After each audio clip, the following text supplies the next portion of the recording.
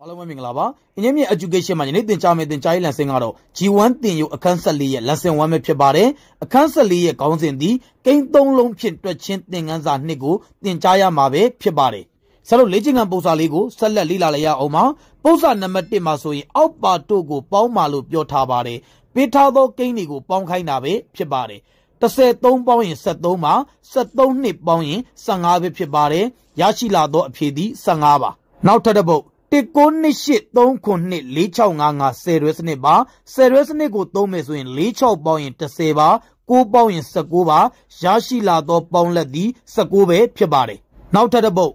33ပေါင်းရင်6ပါ6နဲ့6နဲ့ပေါင်းရင်12ပဲဖြစ်ပါတယ်ရရှိလာသောပေါင်းလက်သည်12ပါနောက်ထပ်တစ်ပုဒ်8နှစ်ပေါင်းရင်10ပါ14ပေါင်းရင်14ပဲဖြစ်ပါတယ်ရရှိလာသောပေါင်းလက်သည်14ပါနောက်ထပ်တစ်ပုဒ်3ခွန်ပေါင်းရင်10ပါ18ပေါင်းရင်18ပါရရှိလာသောပေါင်းလက်သည်18ပဲဖြစ်ပါတယ်နောက်ထပ်တစ်ပုဒ်6နှစ်ပေါင်းရင်8ပါ15ပေါင်းရင်73ပဲဖြစ်ပါတယ်ရရှိလာသောပေါင်းလက်သည်73ပါနောက်ထပ်တစ်ပုဒ်17အပေါင်း1ပေါင်း6လို့ပေးထားပါတယ်17 1ပေါင်းရင်12ပါ12 6ပေါင်းရင်18ပါရရှိလာသောပေါင်းလက်သည်18ပဲဖြစ်ပါတယ်